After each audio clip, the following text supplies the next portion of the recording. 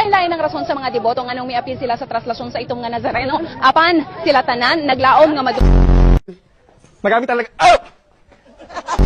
Sinasakyan ng mga magbabarkada, magkakaanak, basa at nga ika nga. Pero yung normal, hanggang dalawa lang yung pwede. So, kung mag-isa ka lang, dapat nasa dulo ka at naka-face mask pa rin.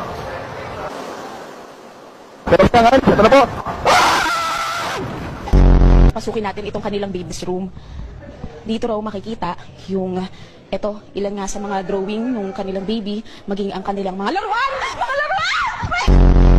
Sa kasalukuyan po, ayon sa Pag-asa, wala po silang namomonitor na sama ng loob o sama ng loob. Huwag po kayong manahimik o magdalawang isip. Kung may alam kayong katiwalian o reklamo, ipaalam ninyo sa sumbungan ng hatlo ng sumbungan. Igan pasado alas 8 ng tahimik na mag-disperse ang mga ralisa sa San Sebastian. Ngunit matapos ang ilang negosasyon, ito ay matapos na nag-disperse sila. Pagkatapos ito, hindi na sila nag-away sa simula. Pagkatapos ito ay nagkaroon sila ng pag-aaway na sa simula.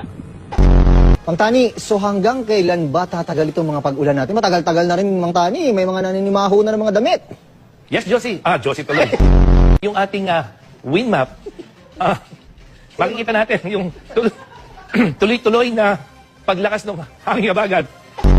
At ito ay dahil doon sa Bagyong Josie. At hindi lang yung weekend, kundi maaring Lunes hanggang Martes.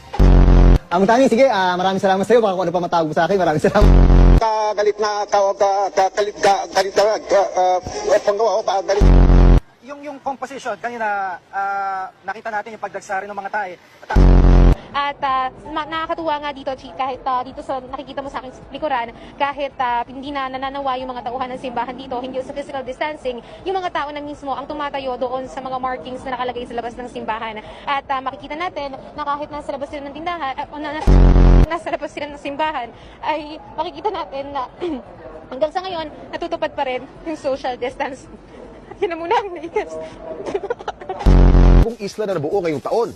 Kung naalala ninyo, nitong Setyembre, may lumutang din na bagong isla sa Pakistan, dulot ng malakas na lindol na tinawag na Salsala Ko.